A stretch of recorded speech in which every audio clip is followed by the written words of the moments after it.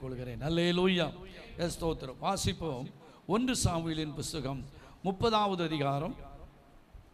1 Samuel, அதாவது 382வது பக்கம் 382வது பக்கம். அது 3வது வாரமே வச்சுக்கோ. 1 சாமுவேல் 30வது அதிகாரம் பக்கம் 382, 30வது அதிகாரம் 6வது வசனம். ம் ம் ம் ம் ம் ம் ம்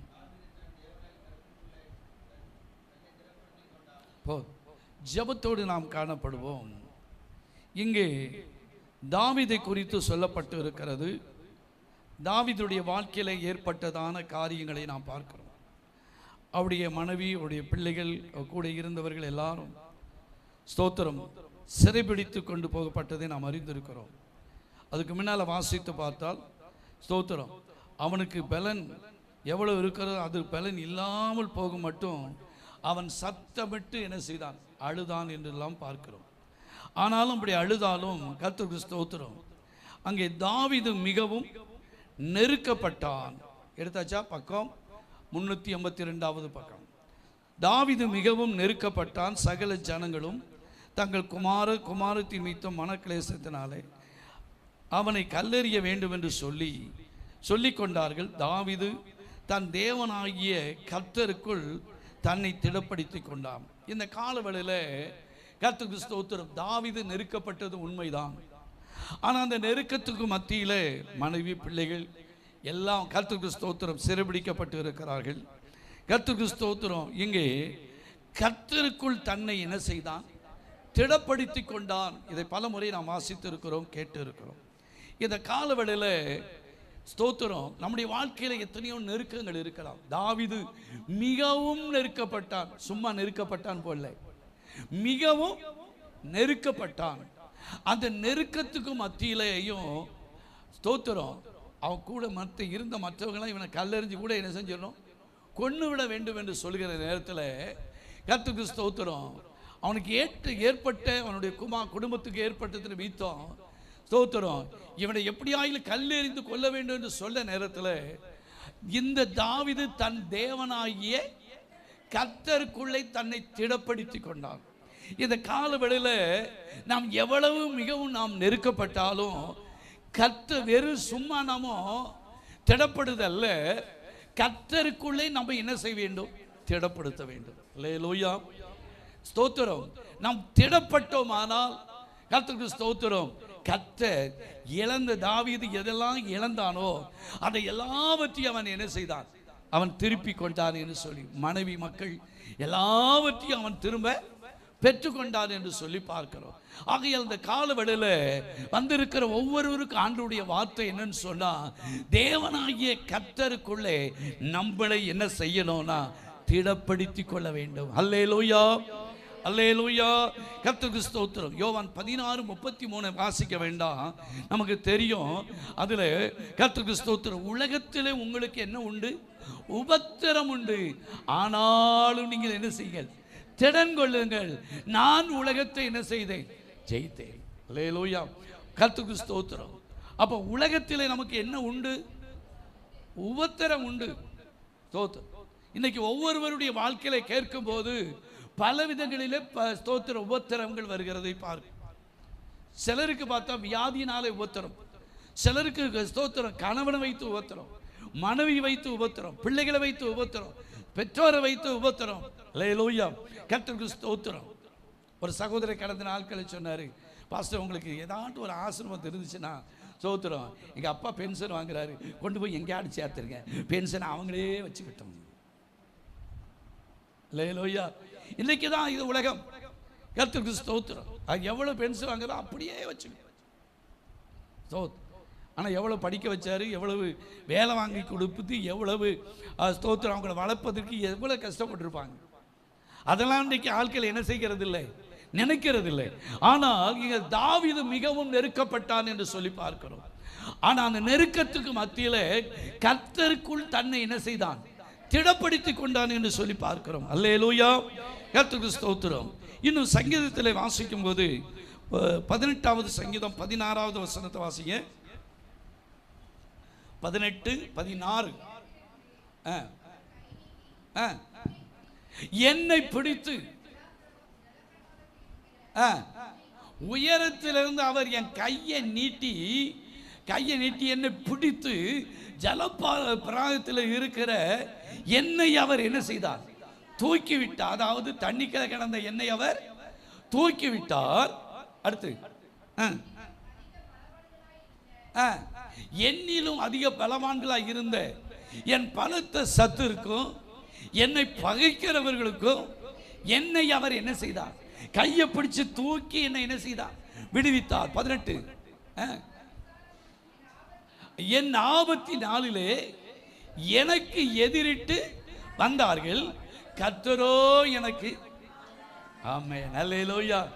நம்மளை தூக்கி பிடிச்சு மட்டுமில்ல, நமக்கு வருகிற ஆபத்தில் கர்த்தருக்கு ஸ்தோத்திரம், நமக்கு எதிரிட்டு வந்தபோது அவரே நமக்கு என்ன செய்கிறார்?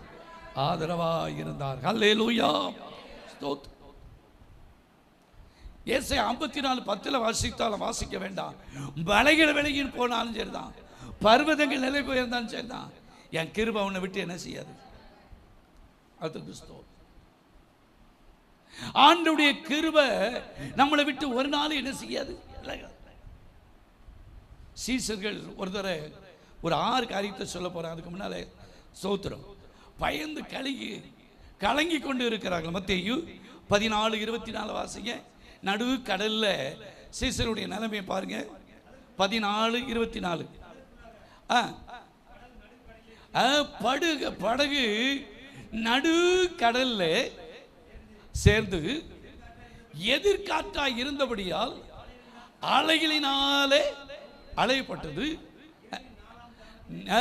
இரவிலே 4ஆம் ஜாமத்தில் இயேசு கடலின் மேல் நடந்து அவரிடத்தில் ஸ்தோத்திரம். நடுக்கடலில் போகும்போது ஓரமாக இருந்தாலும் கூட கரை நீந்தி போயிடலாம். நடுக்கடலில் வச்சுக்கிட்டு இருந்து அங்கேயும் போக முடியாது, அங்கேயும் போக முடியாது. நம்ம சொல்லுவோம், ஸ்தோத்திரம், என் வாழ்க்கை நடுக்கடலில் இருக்கிற மாதிரி இருக்கலாம். இப்போ அந்த நடுக்கடலில் சீசர்கள் பிரயாணப்பட்டுக்கிட்டு இருக்காங்க. சொன்னது யார் தான்? இயேசு தான். இப்போ என்ன? கடல் மேலே நடந்து அவரிடத்தில் வந்தார். யாரு? இயேசு வந்தார். நடக்கிறதை சீசர்கள் கண்டு அவர்கள் கலக்கமடைந்து ஆவேசம் என்று சொல்லி பயத்தினாலே ஏதோ பேய் வருது. ஆனா படகுல போங்க, அக்கறைக்கு போங்கன்னு சொன்னது யார் தான்? இயேசுதான். இப்போ நடு சாமத்தில் இவங்க ஸ்தோத்திரம், இவங்க கலக்கம் அடைந்து ஸ்தோத்திரம் பயத்தில் என்ன செய்யறாங்க? அலர்ந்தாங்க. அடுத்து வாசிக்க, அலர்ந்தார்கள். இயேசு உடனே அவர்களோடு பேசி, திடன்கொள்கள், நான் தான், பயப்படாதிருங்கள். அல்லேலூயா. திடனற்றவர்களை நம்முடைய ஆண்டவர் திடப்படுத்துகிறவர். அல்லேலூயா. இந்த காலவெளியில் திடனற்று வந்திருக்கலாம். தாவீது மிகவும் நெருக்கப்பட்டார். ஆனால் கர்த்தருக்குள்ளே தன்னை அவன் என்ன செய்தான்? திடப்படுத்திக் கொண்டான். இங்கே பயந்து நடுக்கி கொண்டிருந்த சீசர்களை பார்த்து ஆண்டவர் சொல்றாரு, திடங்கொள்ளுங்க, நீங்க பயப்பட வேண்டாம், நான் தான் அப்படிங்கிறார். அல்லேலூயா. நம்முடைய வாழ்க்கையில எப்போதும் ஆண்டவர் நம்மளை திடப்படுத்திக்கிட்டே இருக்கிறதையும், கலங்குற நேரத்தில், திகைக்கிற நேரத்தில், பிரச்சனையான நேரத்தில், போராட்டமான நேரத்தில், நெருக்கமான நேரத்தில், நம்மளை ஸ்தோத்திர கண்ணீர் உள்ள நேரத்தில் எல்லாம் அவர் ஒருவர் தான் திடப்படுத்த முடியும். அல்லேலூயா. நான் ஒரு 6 காரியம் சொல்ல போறேன், எதினாலெல்லாம் நாம் திடப்பட போகிறோம். அல்லேலூயா. கர்த்தருக்கு ஸ்தோத்திரம். சொந்தக்காரன் வருவான், நம்மளை திடப்படுத்துற மாதிரி திடப்படுத்துவான், மாதிரி வெளியே போய் தூத்திடுவான். நம்முடைய ஆண்டவர் அப்படிப்பட்டவர் அல்ல. நம்ம எல்லா விதத்திலையும் நம்மளை என்ன செய்கிறவர்? திடப்படுத்துகிற தெய்வம். முதலாவது காரியம், யாரை கொண்டு ஆண்டவர் திடப்படுத்துவார் அப்படின்னு சொன்னா, முதலாவது தேவன் தந்திருக்கிற சபையாருக்கு, தேவன் தந்திருக்கிற ஊழியக்காரர் மூலமாய் ஆண்டவர் திடப்படுத்துவார். அல்லேலூயா. கர்த்தருக்கு ஸ்தோத்திரம். ஊழியக்காரன் வச்சிருக்கிறதுக்கு சும்மா ஞாயிற்றுக்கிழமை மட்டும் வந்துட்டு போவதுக்கு அல்ல. உங்களுடைய வாழ்க்கையில் ஒவ்வொரு குடும்பத்தில் வருகிற ஒவ்வொரு பிரச்சனையான காரியத்திலையும் ஊழியக்காரர்களை கொண்டு ஆண்டவர் என்ன செய்வார்னா நம்மளை திடப்படுத்துவார். ஒத்துக்கிறீங்களா? அல்லேலூயா, அல்லேலூயா. கர்த்தருக்கு ஸ்தோத்திரம் உண்டாவதாக. நமக்கு நல்ல ஒரு குடும்ப தலைவர் மாதிரி கர்த்தருக்கு ஸ்தோத்திரம். சபைக்கு ஒரு மேய்ப்பனை, ஒரு ஊழியக்காரனை கர்த்தர் என்ன செய்திருக்கிறானா வச்சிருக்கிறது எதுக்கு தெரியுமா? ஸ்தோத்திரம், ஒவ்வொரு விசுவாச பிள்ளைகளை திடப்படுத்துவதற்கு. அல்லேலூயா, கர்த்தருக்கு ஸ்தோத்திரம் உண்டாவதாக. நம்முடைய வாழ்க்கையில் எத்தனையோ பிரச்சனை வரும், எத்தனையோ போராட்டம் வரும். கர்த்தருக்கு ஸ்தோத்திரம். மற்றவங்களை உலகத்தாட்டை சொல்லும் போது அவன் ஊர் புறம் தூற்றுவான், நம்மளை ஏளனமாக நினைப்பார். ஆனால் தேவனுடைய ஊழியக்காரர்கள், ஆண்டவரே இந்த குடும்பத்தில் இந்த பிரச்சனை, இந்த போராட்டம், ஸ்தோத்திரம், இதிலிருந்து விடுவியும் என்று சொல்லி அவர்களை திடப்படுத்துவதற்கு கர்த்தர் தம்முடைய ஊழியக்காரர்களை கர்த்தர் வைத்திருக்கிறார். அல்லேலூயா. எலியா, கர்த்தருக்கு ஸ்தோத்திரம், அவன் பாடுள்ள மனுஷன் தான். அவன் கருத்தா ஜோமனிது போல நம்ம ஜோமனுமானால் நாம் திடப்படுவோம். அல்லேலூயா. அதற்கு வாசிக்க ஒரு சில வசனத்தை நான் சுட்டி காட்ட. உபாம புஸ்தகம் 1 அதிகாரம் 38 வசனத்தை வாசிங்க. 1:38. உனக்கு முன்பாக நிற்கிற நூனின் குமாரனாகிய யோசுவா அதிலே அவன் என்ன செய்வான்? பிரவேசிப்பான். காலத்துக்கு முன்னால் சொல்லப்படுகிற வார்த்தையை பார்க்கிறோம். அதிலே பிரவேசிப்பான். அவனை நீ என்ன செய்ய? ஊழியக்காரன் என்ன செய்ய? அவன் என்ன செய்வான்? திடப்படுத்துவான். அதில் அவன் பிரவேசிப்பான். அவனை நீ என்ன செய்யணும்? திடப்படுத்து. அவனே அதை இஸ்ரவேலுக்கு சுதந்திரமாய் பங்கிடுவான். அடுத்து ஸ்தோத்திரம். அப்போ அவன் என்ன செய்வான்? தேவனுடைய ஆசாரியன், தேவனுடைய ஊழியக்காரன் அவர்களை என்ன செய்வான்? திடப்படுத்துவான். அல்லேலூயா, ஸ்தோத்திரம். எனக்காவது எண்ணி பார்த்துருக்கீங்களா? ஸ்தோத்திரம். சிலர் பார்த்தீங்கன்னா உலகத்தாட்ட சொல்லி அழுவாங்க. ஸ்தோத்திரம். உலக மனுஷன்ட்டு சொல்லி பிரச்சனையை இது பண்ணுவாங்க. ஸ்தோத்திரம். ஆனால் தேவ ஊழியக்காரிடத்தில் கர்த்தருக்கு ஸ்தோத்திரம் நம்ம சொல்லும் போது உங்களுக்காய் பாரம் எடுத்து என்ன செய்வாங்க? எல்லாரும் ஜெபம் பண்ண மாட்டாங்க. கர்த்தருக்கு ஸ்தோத்திரம். பொதுவாக ஜெபம் பண்ணுவாங்க. ஆனால் திடப்படுத்துகிறது யாரு அப்படின்னா ஊழியக்காரர்கள் மூலமாய் தாங்க என்ன செய்யணும்? நமக்கு திடப்படுத்தல் உண்டு. அல்லேலூயா. இன்னும் வாசிக்காத உபாம புஸ்தகத்தில் 34:9 வாசிங்க. 34 அதிகாரம் 9 வசனம். மோசே நூனின் குமாரனாகிய யோசுவாவின் மேல் தன் கைகளை வைத்தபடினாலே அவன் ஞானத்தின் ஆவியினாலே அவன் நிறையப்பட்டான். இஸ்ரவேல் புத்திரர் யாருக்கு? யோசுவாவுக்கு அவங்க கீழ்ப்படிந்து கர்த்தர் மோசைக்கு கட்டளையிட்டபடியே என்ன செய்தார்கள். அப்போ தேவ ஊழியக்காரர் என்ன சொல்றாரோ அதன்படி அவர்கள் என்ன செய்தார்கள்? கர்த்தர் மோசைக்கு கட்டளையிட்டபடியே ஜனங்கள் என்ன செய்தாங்க? இஸ்ரவேல் புத்திரர் செய்தாங்க. அல்லேலூயா. அப்போ ஆண்டவர் நமக்கு கட்டளையிட்டபடி நாம் செய்யும் போது கர்த்தருக்கு ஸ்தோத்திரம், தேவன் நமக்கு திடனை தருவார். அல்லேலூயா, அல்லேலூயா. நான் ஊழிய ஆரம்ப நாட்களில் ஸ்தோத்திரம் சொந்த பந்தம் எல்லாம் இருந்துச்சு. ஆனால் ஸ்தோத்திரம் திடப்படுத்துறதுக்கு ஒருத்தர் கிடையாது. அல்லேலூயா. ஊழியக்காரர்கள் மூலமாக தான் நான் திடப்பட்டேன். அல்லேலூயா, ஸ்தோத்திரம். இங்கே எவ்வளோ சொந்தக்காரங்களாம் இருக்காங்க. ஸ்தோத்திரம். என்னை கூட்டிகிட்டு போய் எங்கள் அம்மா இறந்த நேரத்தில் ஸ்தோத்திரம் கூட்டிகிட்டு போய் ஆறுதல் படுத்தி தைரியப்படுத்தி, நீ ஏன் பயப்படுத்த, நான் உன்னை பார்த்துக்கிட்டு தான் உன்னை செய்தேன், அதை செய்தேன். எத்தனை பேர் இருந்தோம், ஒருத்தரும் திடப்படுத்தலை. எல்லாம் ஐயோ பாவம் அப்படிலாம் சொன்ன ஆட்கள் உண்டு. அல்லேலூயா. ஆனால் கர்த்தருக்கு ஸ்தோத்திரம், தேவ மனிதர்களுடைய திடத்தினால தான் இதுவரை நிற்க கர்த்தர் பலப்படுத்தினான். அல்லேலூயா. உங்களுக்குன்னு ஒரு ஊழியக்காரனை கர்த்தர் ஸ்தோத்திரம். அதுக்கெல்லாம் சொல்ல நேரம் இல்லை.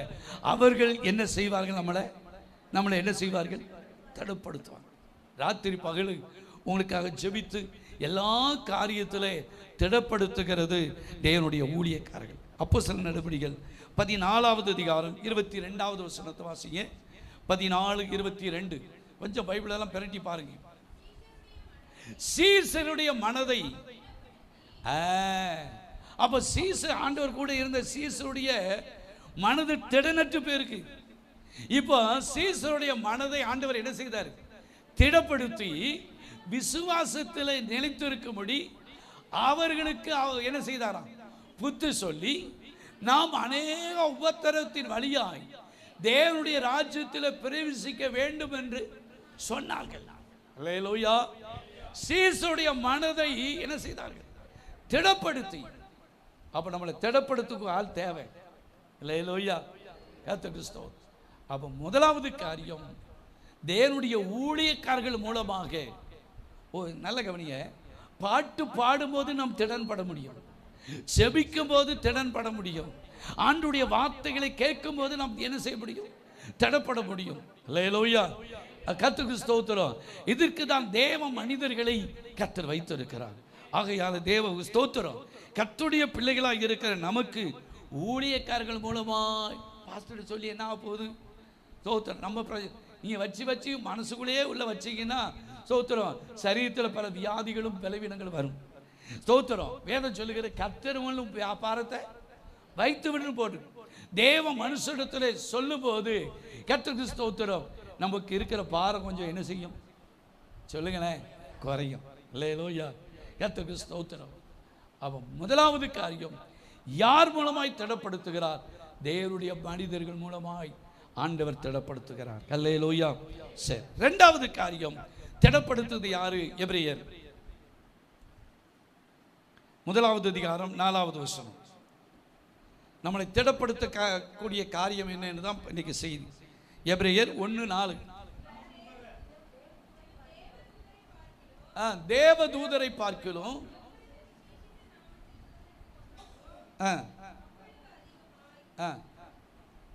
1:4 மறுபடியும் வாசிங்க.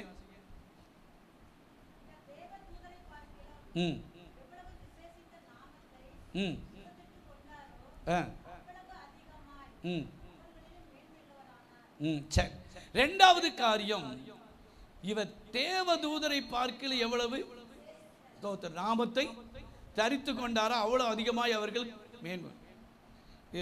இன்னொரு வசனம் உண்டு, 11:4 பாருமா. ஸ்தோத், அது நமக்கு பணிவிடை ஆவிகள்னு இருக்கும். கடைசி வசனமா, தேவதூர்கள் நமக்கு பணிவிடை ஆவிகள். அதான் ரைட்.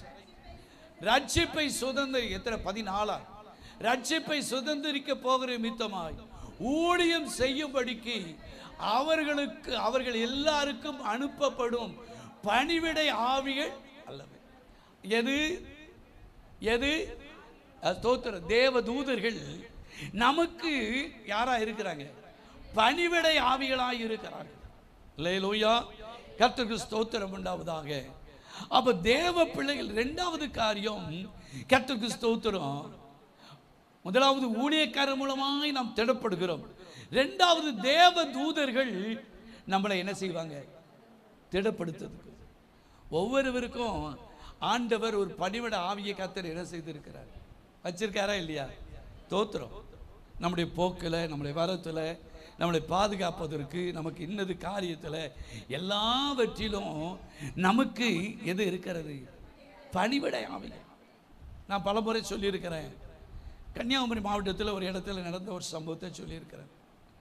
ஸ்தோத்திரம். ஒரு வீட்டை, அவங்க வீட்டில் நல்ல தோட்டம். அந்த தோட்டத்தில் ஒரு வாழைத்தார் என்ன செஞ்சிச்சான்? சொல்லியிருந்தானே, சொன்னது தானே, மறந்து போச்சோ.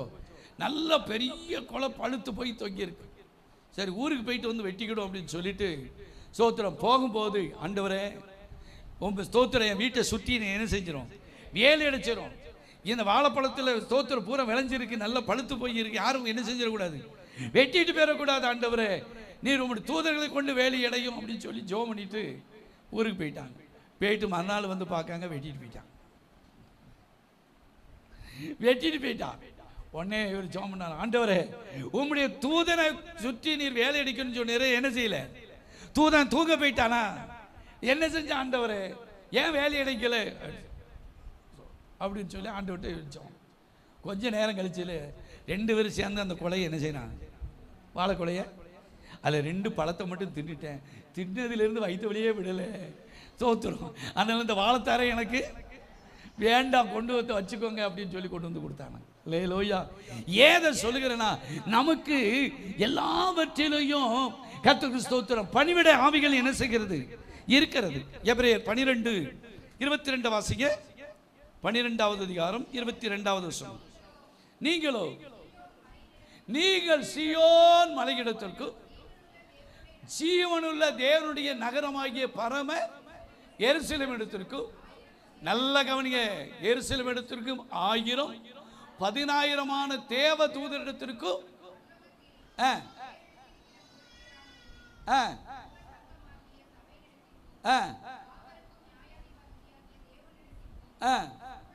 பூரணராக்கப்பட்ட நீதிமான ஆவிகளிடத்திற்கும்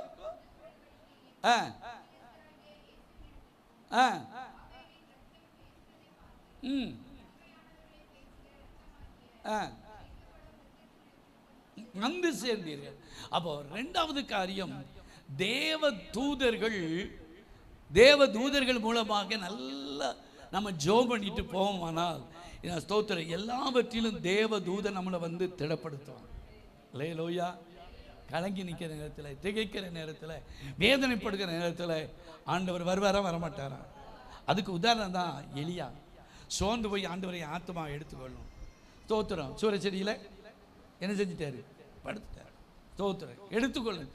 ஆனால் தட்டி எழுப்பி கர்த்தருக்கு ஸ்தோத்திரம் போஜனம் கொடுத்து, ஸ்தோத்திரம், நல்லா தின்னுட்டு திரும்பியும் என்ன செஞ்சிட்டாரு? ஆனால் சொன்னார், எலியாவே, நீ போக வேண்டிய தூரம் வெகு தூரம் என்று சொன்னார். பணிவிடை ஆவிகள் நமக்கு உண்டு. அல்லேலூயா. தேவ தூதர்கள் கர்த்தருக்கு ஸ்தோத்திரம் நம்ம வேலைக்கு போகும்போது வரும்போது எல்லாவற்றிலையும் தேவ தூதர்களுடைய பாதுகாப்பு, அவர்கள் கூட இருந்து நம்மளை திடப்படுத்திக் கொண்டே இருப்பார். சோர்ந்து போயிருக்கிற இடத்துல அவங்க இல்லையே, இவங்க இல்லையே, அவங்க திடப்படுத்தலையே, இவங்க திடப்படுத்தலையே என்று அல்ல, ஸ்தோத்திரம், நம்மை திடப்படுத்துவதற்கென்று தேவ தூதர்கள் இருக்கிறார்கள். பணிவிடை ஆவிகள் நமக்கு என்ன செய்து உண்டு. யாக்கோபிட்ட பாருங்க, யாக்கோபி குறித்து வாசிக்க 32 ஆதியாகமம் 32 முதல் 2 வசனத்தை வாசிங்க. யாக்கோபு பிரயாணம் பண்ணுகையில் என்ன செஞ்சாங்க? ஏன்? யாக்கோபின் தேவன் தானே நம்முடைய தேவன். யாக்கோபை என்ன செய்தாங்களா? தேவ தூதர்கள் அவனை சந்தித்தது மட்டுமல்ல, நம்ம பிரயாணத்தில் அவர் சந்திப்பாங்களா இல்லையா? யாக்கோபு அவர்களை கண்டபோது சந்தித்தார்கள். எடுத்து அவர்களை தேவ தூதர்களை கண்டபோது இது தேவனுடைய சேனை என்று சொல்ல. அப்போ தேவ தூதர்களை பார்க்கும்போது யாக்கோபு சொல்றான், இது ஸ்தோத்திரம், இது யாரு? இது யாரு? தேவனுடைய சேனை. நம்ம கூட இருக்கிறது சாதாரணமானவர்கள் அல்ல. உலக மனிதன் நமக்கு கூட இருந்தா கர்த்தருக்கு ஸ்தோத்திரம், அவன் என்ன செஞ்சிடும்? ஏதாட்டும் பண்ணி போடுவான். கூட இருந்தே குழி பிரிச்சுவான். அருமையான ஸ்தோத்திரம், முன்னாள் பிரதமராக இருந்த இந்த ஸ்தோத்திரம் இந்திரா காந்தியை சுட்டு கொண்டது யாரு? அவர் கூட இருந்த மெய் காப்பாளனே என்ன செஞ்சார்? இன்னைக்கு மனுஷனை நம்ம நம்ப முடியாது. கர்த்தருக்கு ஸ்தோத்திரம். இப்போ யாக்கோபு சொல்றாரு, ஸ்தோத்திரம், தேவ தூதர்களை பார்த்தபோது சொல்றாரு, இதெல்லாம் யாரு? தேவனுடைய சேனை. இந்த காலவெளியில் உலகத்தில் இருப்பவரை காட்டி நம்மோடு இருக்கிற ஆண்டவர் பெரியவர். அல்லேலூயா. நம்ம கூட யாரும் இல்லையே என்று நம்ம என்ன வேண்டாம், ஒரு பெரிய சேனை நமக்கு பின்னால் இருக்கு. அல்லேலூயா. முன்னாலையும் பின்னாலையும் ஆண்டவருடைய அனுமதி இல்லாம இது கீழே விடாது. அல்லேலூயா. கர்த்தருக்கு ஸ்தோத்திரம். அப்போ தேவனுடைய சேனை என்ன செய்கிறது? தானியேல் ஒரு இடத்துல என்ன சொல்றார் பாருங்க. தானியேல் 10வது அதிகாரம் 19வது வசனம். தானியேல் 10:19. பிரியம் தானியேலை பார்த்து தூதன் சொல்லுகிறான், பிரியமான புருஷனே, நீ என்ன செய்யாத, பயப்படாது, உனக்கு சமாதானம். யார் சொன்னா? தூதன் சொல்றான். நீ தேவனுக்கு பிரியமானவன், உனக்கு சமாதானம் உண்டாவதாக. நீ என்ன செய்ய? திடன்கொள். நீ ஸ்தோத்திரம், சிங்க கபியில போட்டான்னு உன்னை எங்க போட்டாலும் ஒன்று என்ன செய்யாது, சேதப்படுத்தாது. நீ திடன்கொள். இப்போ அவன் சொல்றான், இப்படி அவன் பேசுகையில் நான் என்ன செய்தேன்? திடன் கொண்டு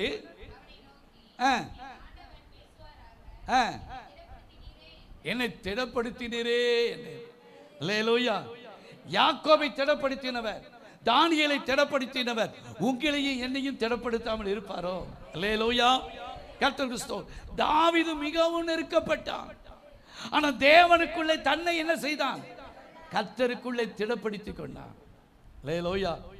நீங்க கர்த்தருக்குள்ளே திடனா இருந்து பாருங்க, ஒன்னும் நம்மளை அசைக்க முடியாது. அல்லேலூயா. உலகத்தில் இருப்பரை காட்டியும் நம்மோடு இருக்கிற ஆண்டவர் பெரியவரை யாரா?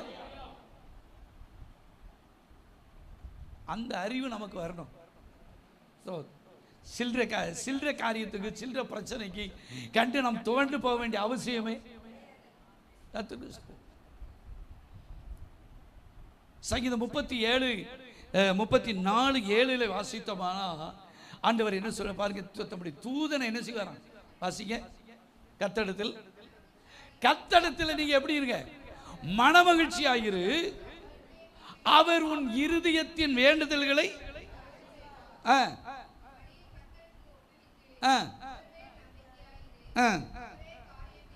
அவரே காரியத்தை என்ன செய்வார்? நம்ம ஸ்தோத்திரம், நம்ம வழியை கர்த்தருக்கு ஒப்புவிக்கணும். ஸ்தோத்திரம், காரியத்தை வாய்க்க செய்வார். எத்தனை வசனம் இன்னும்? கர்த்தர் தமக்கு பயந்தவர்களை சூழ பாளையம் இறங்கி. எத்தனை வசனம்? 17.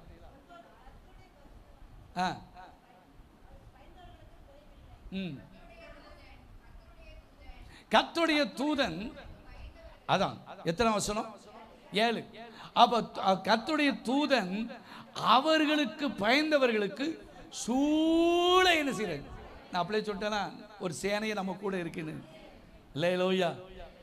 வந்த நம்முடைய வாழ்க்கையில் எத்தனை ஆபத்துகள், எத்தனை வியாதிகள், எத்தனை துன்பங்கள், எத்தனை பாடுகள், அதிலெல்லாம் சூழ என்ன செய்தாரா? பாளையம் இறங்கி அவர்களை விடுவிக்கிறார். ஒரு சேனையே நம்ம கூட இருக்கு. கர்த்தருக்கு ஸ்தோத்திரம். அப்போ இரண்டாவது காரியம், தேவ தூதர்கள். இன்னும் சொல்லிக்கிட்டே இருக்கலாம். 91:11 வாசிக்க. சங்கீதத்தில் 91 சங்கீதம் 11:12 இல்லையா? உன் வழிகள் எல்லாம் பாருங்க, உன் வழிகள் எல்லாம் உன்னை காக்கும்படி பாருங்க, உனக்காக போட்டிருக்க, எனக்காக தம்முடைய தூதர்களுக்கு என்ன செய்வார்? எதுக்கு?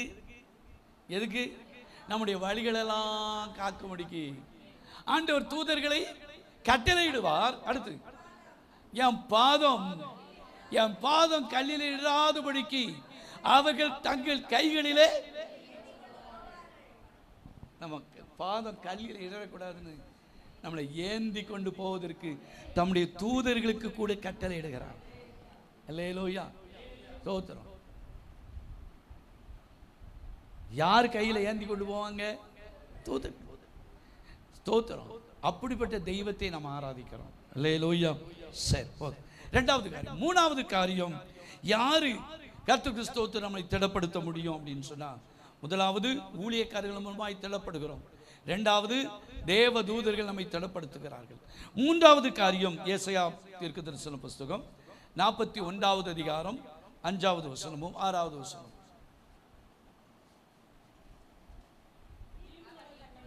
41:5. இது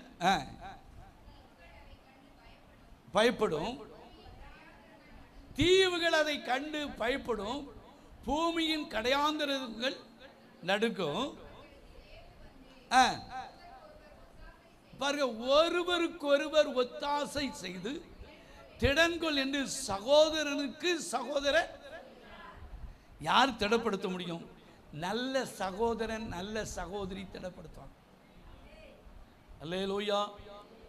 நம்ம அடுத்தவங்களை திடப்படுத்தணுமே தவிர, ஸ்தோத்திரம், அவங்களை சோர்வடைய செஞ்சிடக்கூடாது.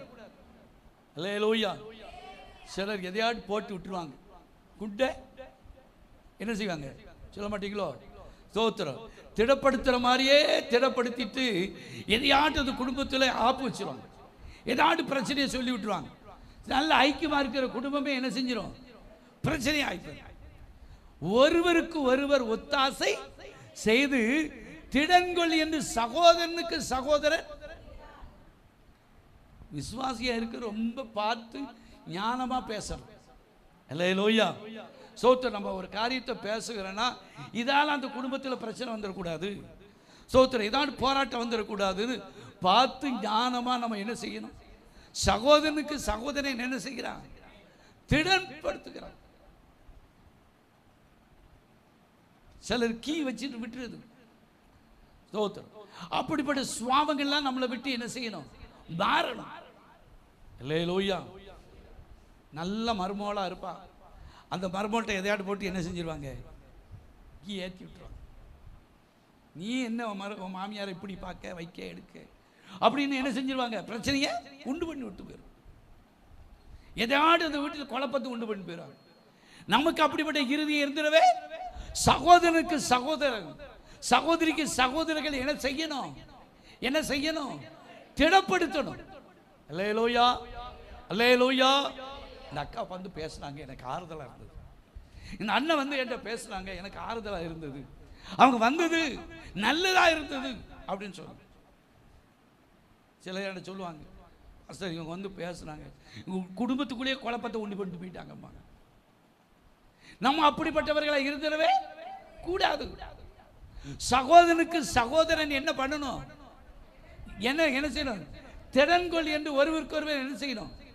சொல்லுகிறவர்களா இருக்கணும். அல்லேலூயா. ஸ்தோத்திரம். இதோ சங்கீதத்தில் வாசிக்கிறோம், இதோ சகோதரர்கள் ஒருமித்து வாசம் பண்ணுகிறது. 133:1 வாசிக்கும் போது இதோ சகோதரர்கள் ஒருமித்து வாசம் பண்ணுகிறது. எத்தனை நன்மையும் எத்தனை ஸ்தோத்திரம். நன்மையாகவும் இருக்கணும், இன்பமாகவும் இருக்கணும். வந்ததுனால குழப்பமா இருக்கக்கூடாது. அல்லேலூயா. அப்போ சகோதரன் சகோதரருக்கு என்ன இருக்கணும்? என்ன இருக்கணும்? ஸ்தோத்திரம். என்ன இருக்கணும்? திடப்படுத்தணும். அல்லேலூயா. அல்லேலூயா. கர்த்தருக்கு ஸ்தோத்திரம். ஒரு வீட்டில் பிரச்சனையா இருக்கு, போய் பார்க்கமா? ஸ்தோத்திரம். அவங்கள திடப்படுத்திட்டு தான் வரணும். குழப்பத்தை உண்டு பண்ணிட்டு வந்துடக்கூடாது. வேதனையை உண்டு பண்ணிட்டு வந்துடக்கூடாது. சமாதானத்தை குலைச்சிட்டு வந்துடவே கூடாது. அல்லேலூயா. எபிரேயர் 2:11 வாசிங்க. 2வது அதிகாரம் 11வது வசனம்.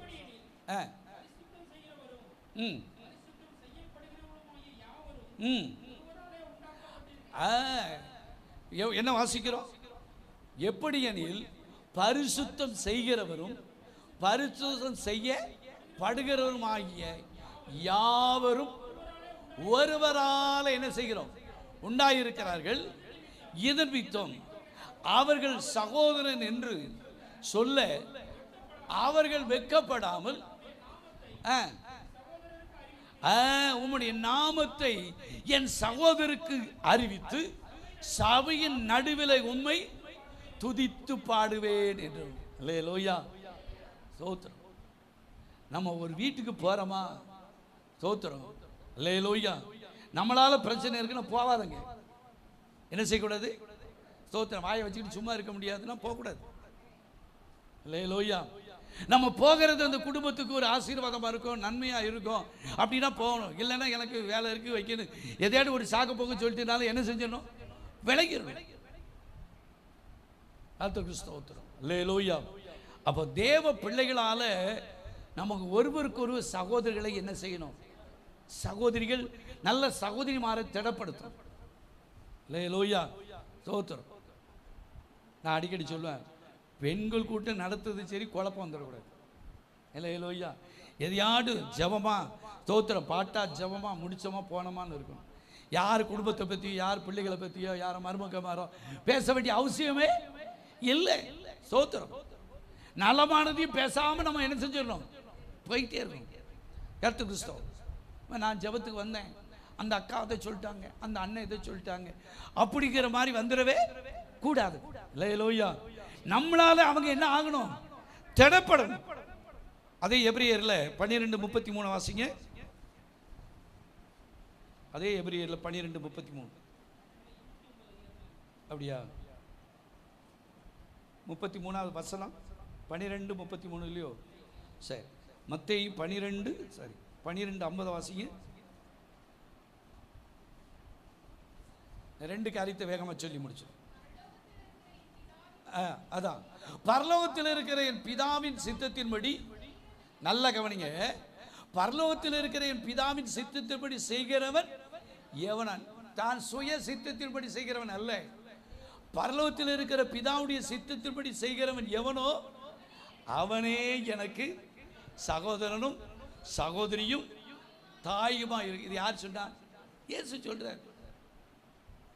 சொல்றாங்க, அந்த இதோ உன் சகோதரன், இதோ தாய். இவங்க இல்லை, என் பிதாவுடைய சித்தத்தை யார் செய்யறாங்களோ அவன் தான் எனக்கு. ஏங்க, எத்தனை மாமா மச்சன் சொந்தம் இருக்கட்டும், ரட்சிக்கப்பட்ட பிள்ளைகள் தான் நமக்கு சகோதரனும் சகோதரியும். அல்லேலூயா, அல்லேலூயா, சோத்திரம். இன்னைக்கு எத்தனை கூட பிறந்த சகோதரர்கள் துரோகம் பண்றாங்க எல்லாம் இப்படி இடத்துக்கு. சோத்திரம். 1000 ரூபாய்க்கு நான் அன்னைக்கு யூடியூப்ல ஒரு பார்த்தேன். கூட பிறந்த சகோதரனை கர்த்தருக்கு ஸ்தோத்திரம், ஒரு சின்ன இட பிரச்சனைக்கு ஸ்தோத்திரம் ஆள் வச்சு கொண்டு போட்டான். கொஞ்சம் இடத்துக்கு ஆள் வச்சு என்ன செய்ய, ஏவி வண்டியை வச்சு இடிச்சு கீழே தள்ளி ஆளை காலி பண்ணிட்டான். கர்த்தருக்கு ஸ்தோத்திரம். இப்படிலாம் இருக்கு இந்த உலகத்தில். கர்த்தருக்கு ஸ்தோத்திரம். ஆனா இங்க என்ன போட்டிருக்கு? ஆண்டவருடைய சித்தத்தின்படி செய்கிற. அப்ப நம்ம யாரு? உலக மாம்சத்தின்படி செய்கிறவர்கள்ல நம்ம ஒவ்வொருவரும் யாரா இருக்கணும்? யாரா இருக்கணும்? சகோதரனும் சகோதரியுமா இருக்கணும். அல்லேலூயா, அல்லேலூயா. அப்ப சகோதர சகோதரி என்ன படுத்துவாங்க? திடப்படுத்தும். நம்ம திடப்படுத்தணும். ஸ்தோத்திரம்.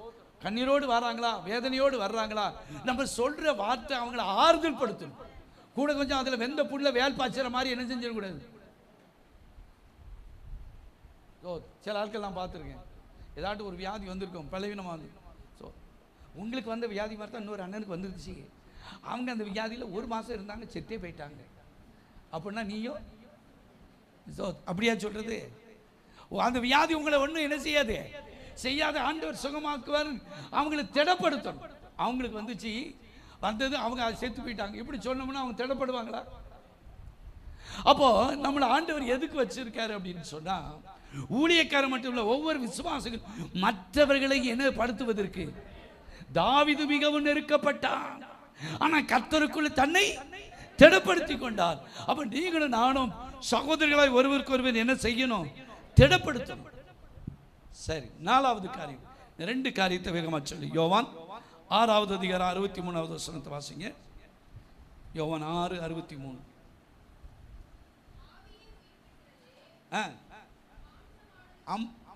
62 இருந்தே வாசிப்பா.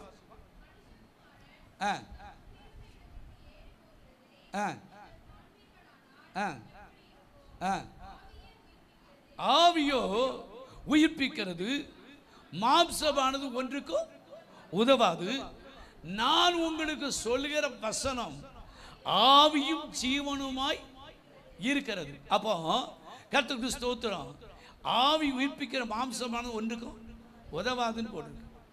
நான் உங்களுக்கு சொல்லுகிற வசனம் ஆவியும் ஆவியாயும் ஜீவனுமாயும்.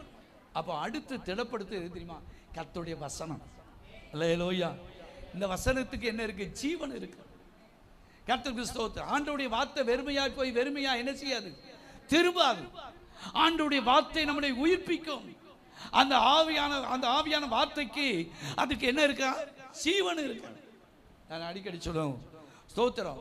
ஒரு விதை இருக்கு, அந்த விதையை ஒரு டப்பால போட்டு வச்சா 1 வருஷத்துக்கு 20 நாளும் அது அப்படியே என்ன செய்யும்? சொல்லுங்களேன். அது அப்படியே இருக்கும். அதே விதையை மண்ணுக்குள்ள போட்டு கொஞ்சம் தண்ணியை ஊத்துனா அது என்ன செய்யும்? முளைக்க ஆரம்பிச்சு. இதே போலதான் வேத வார்த்தை சொல்லி, தண்ணீர் மீன் உன் ஆகாரத்தை போடு, அநேக நாட்களுக்கு பின்பு அதனுடைய பலனை காண்பாய். ஏன்னா ஆண்டவருடைய வார்த்தை வெறுமையாய் போய் வெறுமையா என்ன செய்யாது, திரும்ப. சில என்ன பார்க்கும்போது சொல்லுவாங்க, பாஸ்டர் நாங்கள் ரட்சிக்கப்படுறதுக்கு முன்னால் எங்கள் வீட்டில் வந்து நீங்கள் முன்னால் ஜெபம் பண்ணி, எனக்கே மறந்துடும். ஸ்தோத்திரம். நாங்கள் ஆண்டவரை அறியலை, எங்கள் வீட்டில் வந்து ஜெபம் பண்ணி இருக்கிறீங்க, எங்கள் வீட்டில் வந்து கூட்டம் நடத்தி இருக்கிறீங்க. ஸ்தோத்திரம். நீங்கள் நடத்தின ஜெபத்துக்கு நான் வந்து இருக்கிறேன், ஆனால் இன்னைக்கு ரட்சிக்கப்பட்டிருக்கோம், இந்த சபையில் நாங்கள் ஆராதிக்கிறோம். அது எவ்வளோ சந்தோஷம். ஆண்டவருடைய வார்த்தை வெறுமையா போய் வெறுமையா என்ன செய்யாது, திரும்பாது. அப்போ நம்மை திடப்படுத்தக்கூடிய காரியம் என்ன தெரியுமா? ஆண்டவருடைய ஜீவனுள்ள வார்த்தை. அல்லேலூயா. இயேசு சோதனைக்காரன் பிசாசை பார்த்து சொன்னார், எழுதியிருக்கிறதே எழுதியிருக்கிறதே ஆண்டவர் சொல்றார். இப்படிலாம் என்ன செஞ்சிருக்கு? எழுதியிருக்கிறது என்று சொல்லி சாத்தானை ஆண்டவர் என்ன செய்தார்? செய்தார். சங்கீதம் 143:10 போட்டிருக்கு, உமக்கு பிரியமானதை செய்ய எனக்கு நீ போதித்தரணும். அப்போ ஆண்டவருடைய வசனம் நல்ல பைபிள் எடுத்து வாசிங்க. நேரம் கிடைக்க நேரத்தை வேதத்தை எடுத்து வாசிங்க. கர்த்தருக்கு ஸ்தோத்திரம். இந்த வேத வசனம் நம்மளை என்ன செய்யும்? உயிர்ப்பிக்கும், திடப்படுத்திக்கிட்டே இருக்கும். அல்லேலூயா. கர்த்தருக்கு ஸ்தோத்திரம். மனுஷ வார்த்தை எல்லாம் கொஞ்ச நேரம் இருக்கும், பேரும். ஆனால் நம்மளை ஆறுதல் படுத்தி நம்மளை தைரியப்படுத்துகிறது எதுதான்? ஆண்டவருடைய வார்த்தை.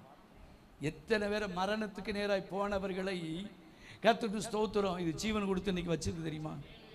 அல்லேலூயா. கர்த்தருக்கு ஸ்தோத்திரம் உண்டாவதாக. எத்தனையோ புஸ்தகங்கள், எத்தனையோ மதத்தின் பேரில் புக்கு இருக்கு. ஆனால் இது ஒன்றுக்கு தான் பரிசுத்த வேதகம்னு இருக்கு. அல்லேலூயா. ஏன்னா ஒரு பரிசுத்தமான வழிக்குள்ளே நடத்துகிறது. ஸ்தோத்திரம். இந்த வசனம் தான் நம்மை ஆறுதல் படுத்தும், நம்மை தைரியப்படுத்தும், நம்மளை வித்தியாசப்படுத்துகிறது. ஆண்டவருடைய வார்த்தை, ஆண்டவருடைய வசனம். வானமும் பூமியும் ஒளிந்து போனா கூட அவருடைய வார்த்தை என்ன செய்யாது? ஒளிந்து போகும். இன்னொரு வசனத்தை வாசிங்க. சங்கீதம் 27:11. ஒரே ஒரு காரியத்தை சொல்லி முடிச்சது. 27வது சங்கீதம் 11வது வசனம். கர்த்தாவே, உம்முடைய வழியை எனக்கு போதித்து என் எதிராளியும் நித்தம் செம்மையான பாதையிலே என்னை நடத்தும். போதும். அப்போ செம்மையான வழியிலே நடத்துகிறது எதுதான்? எதுதான்? கர்த்தருடைய வசனம் தான். கர்த்தருடைய வசனத்தை குறித்து சொல்லப்படுது இருபுறமும் கருக்குள்ள பட்டயம். இந்த பைபிளை குறித்து சொல்லப்படுது சமட்டியம். அது பெரிய பெரிய பாறங்கள்ல கூட கல்லா இருக்கதை என்ன செய்யும்? உடைக்கும். இந்த வசனத்தை குறித்து சொல்லப்பட்ட தேனிலும் தேன் கூட்டிலிருந்து ஒழுகும் தெளித்தேனிலும் அது எப்படிப்பட்டது? மதுரம் உள்ளது. கர்த்தருடைய வசனம் பால்னு சொல்லப்பட்டு இருக்கிறது. அல்லேலூயா. கர்த்தருடைய வசனம் இருபுறமும் கருக்குள்ள பட்டயம் என்று சொல்லியது. கர்த்தருக்கு ஸ்தோத்திரம். நிறைய காரியம் உண்டு. ஆனால் கர்த்தருக்கு ஸ்தோத்திரம். இந்த வசனம் தான் நம்மளை என்ன செய்யும்? திடப்படுத்தும். கலங்கி இருக்க நேரத்தில், சோர்ந்து இருக்க பைபிள் எடுத்து வாசிப்பாரு. ஸ்தோத்திரம். நம்மளை ஆண்டவருடைய வார்த்தை நம்மளை என்ன செய்யும்? நம்ம தான் ஸ்தோத்திரம். ஞாயிற்றுக்கிழமை கொண்டு வைக்கிற பைபிள் அடுத்த ஞாயிற்றுக்கிழமை தூக்குறவங்க இருந்தால் நம்மளை திடப்படுத்தாது. ஸ்தோத்திரம். அல்லேலூயா. நம்மளை ஒவ்வொரு நாளும் நாம் வேதத்தை எடுத்து வாசித்தோமானால் ஒவ்வொரு நாளும் எந்த பகுதியை வாசிக்கிறோமோ அதில் உள்ள வார்த்தை நம்மளை என்ன செஞ்சுக்கிட்டு இருக்கோம்? நம்மை திடப்படுத்தி கொண்டே இருக்கும். அல்லேலூயா. நான் பலமுறை சொல்லியிருக்கிறேன். எனக்கு தெரிந்த ஒரு சகோதரர் ஸ்தோத்திரம், இந்த உலகத்தில் வாழக்கூடாதுன்னு சொல்லி தற்கொலை பண்ணணும்னு சொல்லி விஷத்தை வாங்கிட்டு போய் அப்படியே காட்டு தனியாக போய் குடிசணும் போய் மருந்த ஸ்தோத்திரம் உடைத்து வாயில் ஊற்றுறதுக்கு ஏந்து போகுது. மரத்தில் அடிக்க ஸ்தோத்திரம் ஒரு வசனம் என்ன செய்தது? அடிக்கப்பட்டு உங்கள் துக்கம் சந்தோஷமாய் மாறும். அந்த வார்த்தையை ஸ்தோத்திரம் வாச உடனே நம்முடைய துக்கத்தை எல்லாத்தையும் அந்த ஆண்டோடைய வசனம் மாறி இன்னைக்கு ரட்சிக்கப்பட்டு குடும்பமாய் பேரம்பேத்தியோடு இன்னைக்கு இருக்கிறார். அல்லேலூயா. ஆண்டோடைய வசனம் வெறுமையாக போகாதுங்க. கர்த்தருக்கு ஸ்தோத்திரம். நம்மளை எத்தனையோ நேரத்தில் நொறுங்கி இருக்க நேரத்தில், கண்ணீர் விட்ட நேரத்தில், கவலைப்பட்ட நேரத்திலலாம் இதை நம்மளை திடப்படுத்தி கொண்டே இருக்கதாங்க. நீங்கள் எத்தனை புக்கை வாசிட்டு அப்படியே போட்டுருவோம். ஆனால் இதை வாசிக்க புதியதான காரியத்தை ஆண்டவர் நமக்கு என்ன செய்வார்? தந்துக்கிட்டு வெளிப்படுத்திக்கிட்டே இருப்பார். தாவீது மிகவும் நெருக்கப்பட்டார். ஆனால் கர்த்தருக்குள்ளே தன்னை திடப்படுத்திக் கொண்டார். கர்த்தருக்குள்ளே திடப்படுத்துகிறது ஆண்டவருடைய வார்த்தை. இன்னும் ஒரே ஒரு காரியம் வாசிப்போம். லூக்கா சுவிசேஷம் 24வது அதிகாரம் 40வது வசனம் 5வது முடிச்சு. தம்முடைய கைகளையும் தம்முடைய கால்களையும் இயேசு அவர்களுக்கு என்ன செய்தார்? காண்பித்தார். ஆனாலும் சந்தோஷத்தில் அவர்கள் இன்னும் விசுவாசியாமல் ஆச்சரியப்படுகையில் ஏதாகிலும் இங்கே உண்டா என்று அவரிடத்தில் கேட்டார். அல்லேலூயா. அப்போ கலங்கி நின்ற சீசர்களுக்கு கர்த்தருக்கு ஸ்தோத்திரம் அவர்களை திடப்படுத்தினது தெரியுமா? கைகளையும் கால்களையும் காண்பித்தார். அப்போ அதனுடைய காரியம் என்ன? நம்மளை திடப்படுத்துகிறது என்ன தெரியுமா? அவருடைய காயங்கள். அல்லேலூயா. அவருடைய தழும்புகளினால தான் நம்ம என்ன செய்கிறோம்? அவர்கள் தம்முடைய கையும் காலையும் அவர்களுக்கு, ஏன்னா இவங்களுக்கு தான் சந்தேகம் பிடிச்சவங்களே. சந்தேகப்பட்ட தோமாவுக்கு, தோமா அதான் முத ஆண்டவர் இந்தியாவுக்கு என்ன செய்தார்? இங்கே தானே இருக்கீங்க, சோத்திரம். இயேசுவோடு இருந்து நம்ம விழாவில் கையை போட்டு பார்த்தா தான் நான் என்ன செய்வேன் அப்படின்னு ஸ்தோத்திரம். அப்படிப்பட்ட ஆளை தான் ஆண்டவர் இந்தியாவுக்கு, தோமாவை ஸ்தோத்திரம் கொண்டு வந்தார். அல்லேலூயா. கர்த்தருக்கு ஸ்தோத்திரம். சந்தேக பிடித்த, சந்தேகப்பட்ட படுகிற இந்தியாவுக்கு சந்தேகமான தோமாவையே என்ன செய்தார்? அனுப்பி வச்சு. அப்போ கை காலு எல்லாத்தையும் சீசரிடத்தில் என்ன செய்யறாரு? என் கையில் ஆணிகள் அடிக்கப்படுது பாருங்க, என் காலை பாருங்க, காலில் ஆணி அடிப்பது, தழும்பு என்ன செய்கிறது? ஆண்டவரை விசுவாசியாமல் இருந்திருக்காங்க. இந்த காலவெளியில் நம்மளை திடப்படுத்துறது தெரியுமா? நமக்காய் கைகளிலும் கால்களிலும் ஆணிகள் ஆண்டவர் என்ன செய்தார்? அடிக்கப்பட்ட அந்த தழும்பு நம்மளை திடப்படுத்தும். அல்லேலூயா. கர்த்தருக்கு ஸ்தோத்திரம். எந்த மனுஷனுடைய தழும்பு நம்மளை திடப்படுத்தாது, ஆண்டவருடைய தழும்பு தான் நம்மளை என்ன செய்யும்? திடப்படுத்தும். அதுக்கு 2 வசனத்தை சொல்ல வேகமாய் வாசித்து நாம் முடிப்போம். ஏசாயா தீர்க்கதரிசன புஸ்தகம் 16வது அதிகாரம் 49-16. நமக்கு கர்த்தருடைய பந்தி இருக்கு. 49-16. இதோ உங்களை எங்க வச்சிருக்கேன். ஏன்னா கையை காலையை காண்பித்த ஆண்டவர் உங்களை வேற எங்கேயும் வைக்கல, என் உள்ள கையில வரைந்து இருக்கிறேன். உன் மதில் எப்போது என் முன்னால, உள்ளங்கையில் ஆண்டவர் வரைஞ்சிருக்கேன், வேற எங்கேயோ வரையல.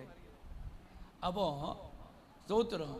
நம்ம ஒவ்வொருவரையும் ஆண்டவர் உள்ளங்கையில என்ன செய்திருக்கிறார்? வரைந்து. அதான் சொன்னாரு, ஸ்தோத்திரம், என் கையை பாருங்க, என் கால்களை பாருங்க. ஸ்தோத்திரம். எல்லாத்தையும் காண்பித்து சீசுடைய மனதை ஆண்டவர் திடப்படுத்தினாரா இல்லையா? திடப்படுத்தினார். வீட்டில் பயந்து நடிக்கிட்டு இருக்காங்க சீசு. முதல்ல தரிசனமாறு அதில் தோமா இல்லை, ஸ்தோத்திரம். அதுக்கு பிறகு 2வது தரம் போய் தரிசனமாகி கை காலையும் விழாவில் போட்டு பாரு, உன் சந்தையெல்லாம் தீர்தான்னு சொல்லி. ஸ்தோத்திரம். இந்த நல்ல காலவெளியில் ஸ்தோத்திரம், நம்முடைய பலவீனங்கள், நம்முடைய நோய்கள் எல்லாவற்றையும் அவருடைய தழும்புகளினாலே நம்ம என்ன ஆகிறோம்? குணமாகிறோம். அல்லேலூயா. ஒரே ஒரு வசனத்தை வாசிப்போம். ஆமோஸ் 9:12 வாசிங்க. ஜெபம் பண்ண போறோம். ஆமோஸ் 9வது அதிகாரம் 12வது வசனம். விழுந்து போன தாவீதின் கூடாரத்தை, விழுந்து போய் கிடக்கிற தாவீதின் கூடாரத்தை நான் திரும்பவும் எடுப்பித்து அதனுடைய திறந்து கிடக்கிறதை அடைத்து அது பழுதாய் போனதை சீர்படுத்தி பூர்வ நாட்களில் இருந்தது போல அதை ஸ்தாபிப்பேன் என்று இதை சொல்லுகிறது யாரு? கர்த்தர் சொல்லுகிறார். தாவீதின் கூடாரத்தை திரும்ப எடுத்து நான் என்ன செய்வேன்? இப்போ முதல் வாங்க 1 சாமுவேலுக்கு 30வது அதிகாரத்தில் வாசிக்கும் போது கர்த்தருக்கு ஸ்தோத்திரம், அவனுடைய குடும்பத்தை ஸ்தோத்திரம் எல்லாம் பிடிச்சு கொண்டு போயிட்டாங்க. நீ அதில் நேரம் இல்லை. ஸ்தோத்திரம். எல்லாம் பின்னால் போகிறவங்க பாதி பேர் நின்ட்டாங்க. போய் எல்லாவற்றையும் ஒன்றும் கூட சேதமாகாதபடி எல்லாவற்றையும் தாவீது அவன் குடும்பம், மனைவி, பிள்ளைகள் எல்லாத்தையும் என்ன செய்தான்? திருப்பி கொண்டு வந்தாங்க. அல்லேலூயா. கர்த்தருக்கு ஸ்தோத்திரம் உண்டாவதாக. அப்போ எதெல்லாம் இழந்திருப்போமோ அதை எல்லாவற்றையும் திரும்ப ஆண்டவர் நமக்கு தர முடியும். எல்லாரும் கண்களை மூடி செபிப்போம். 5 காரியம் ஊழியக்காரர் மூலமாய் ஆண்டவர் திடப்படுத்துகிறார். தேவ தூதர்கள் மூலமாய் நம்மளை திடப்படுத்தார். நல்ல சகோதர சகோதரி மூலமாக குழப்பம் பண்ணுகிற சகோதரனாக இருக்கக்கூடாது, குழப்பம் பண்ணுகிற சகோதரியாக இருக்கக்கூடாது. நல்ல சகோதரன் மூலமாய் நாம் திடப்படுகிறோம். நாம் கேட்கிற 4வது காரியம், தேவ வசனம் நம்மை திடப்படுத்தும். 5வது, இயேசு கிறிஸ்துவின் காயங்கள் நம்மளை திடப்படுத்தும். கைகளையும் கால்களையும் ஆண்டவர் காண்பித்து ஸ்தோத்திரம் பயந்து கொண்டிருந்த சீசர்களை ஸ்தோத்திரம் உங்களுக்கு சமாதானம் என்று சொல்லி அவர்களை திடப்படுத்தி இருப்பார். ஆனால் இந்த காலவெளியில் நம்மை திடப்படுத்துகிற ஆண்டவர் இந்த காலவெளியில் வந்திருக்கிற தேவ பிள்ளையை தாவீது மிகவும் நெருக்கப்பட்டான். ஆனால் அதுக்கு மத்தியிலே கூட கர்த்தருக்குள்ளே அவன் திடன் கொண்டான். ஓ ஸ்தோத்திரம். இந்த காலவெளியில் அப்படிப்பட்ட அனுபவத்தை கர்த்தர் நமக்கு தந்து வழி நடத்த எல்லாரும் சேர்ந்து நம்ம ஜெபம் பண்ணுவோமா? ஹல்லேலூயா, ஹல்லேலூயா, ஹல்லேலூயா, ஹல்லேலூயா, ஹல்லேலூயா, ஹல்லேலூயா. ஆண்டவரே, இந்த 1ஆம் தேதியில் வந்த ஒவ்வொருவருக்கு வேண்டிய வார்த்தைகளுக்காக ஸ்தோத்திரம் ஆண்டவரே. தாவீது மிகவும் நெருக்கப்பட்டது போல இந்த வார்த்தையை கேட்கிற ஒருவரும் பல விதத்தில் நெருக்கப்படலாம். ஆனால் அதுக்கு மத்தியில திடன் கட்டு, ஓ ஸ்தோத்திரம், அவன் இழந்த எல்லாவற்றையும் அவன் திரும்ப பெற்றுக் கொண்டது போல, ஓ ஸ்தோத்திரம், எதெல்லாம் இழந்தார்களோ அது எல்லாவற்றையும் திரும்ப பெறத்தக்கதா கர்த்தர் அற்புதத்தை செய்யாண்டவரே. எல்லாரும் சேர்ந்து ஜெபம். ஸ்தோத்திரம் ஆண்டவரே, ஸ்தோத்திரம் ஆண்டவரே, ஸ்தோத்திரம் ஆண்டவரே, ஸ்தோத்திரம் ஆண்டவரே. பரிசுத்தமும் இரக்கமும் அன்பு நிறைந்த எங்கள் பரலோக பிதாவே, இந்த நல்ல மத்தியான வேளைக்காய் மக்கள் என்று சொல்லு. இந்த 2 மணி நேரம் ஆராதனையில் நம்முடைய கரம் இருந்ததுக்காக வந்த ஒவ்வொருவருக்காக நாங்கள் ஜெபிக்கிறோம். கேட்ட 5 காரியம் ஆண்டவரே துதிக்கிறோம் ஐயா. தாவீதின் குடும்பம், அவ கூட இருந்த எல்லாரும் ஆண்டவரே சிறுபிடிக்கப்பட்டு ஆண்டவரே துதிக்கிற அமிலேக்கனால ஆண்டவரே பல பாடுகளுக்கு உட்படுத்தப்பட்ட போதிலும் ஆனால் இழந்த எல்லாவற்றையும் அவர்கள் திரும்ப பெற்றுக்கொண்டது போல, அவன் திரும்ப பெற்றுக்கொண்டது போல ஆண்டவரே துதிக்கிறோம் ஐயா. என்னுடைய வாழ்க்கையில் எல்லாவற்றையும் திரும்ப பெற்றுக்கொள்ள கர்த்தர் உதவி செய்யும். அந்த எல்லா மக்களையும் ஆசீர்வதிப்பீராக. ஆண்டவரே துதிக்கிறோம் ஐயா. ஆண்டவரே, திடனற்று வந்தவர்களை திடப்படுத்துங்க, கண்ணீரோடு வந்தவர்களை கண்ணீரை மாற்றுங்க, கவலையோடு வந்தவர்களை கவலையை மாற்றுங்க, பிரச்சனையோடு கூட வந்தவர்கள் பிரச்சனையை மாற்றுங்க. ஆண்டவர், இங்கிருந்து போகும்போது சந்தோஷத்தோடு போட்டு சமாதானத்தோடு போட்டு திடன்கொள்ளி என்று சொல்லுங்கப்பா. இப்படி செய்ய போகிறதுக்காக பெரிய காரியத்தை செய். இயேசுவின் நல்ல நாமத்தினால கேட்கிற நல்ல பிதாவே. என் ஆத்துமாவே முழுமே பரிசுத்த, என் ஆத்துமாவே கர்த்தர் செய்த சகல வரங்களை மறவாதே. ஆமென்.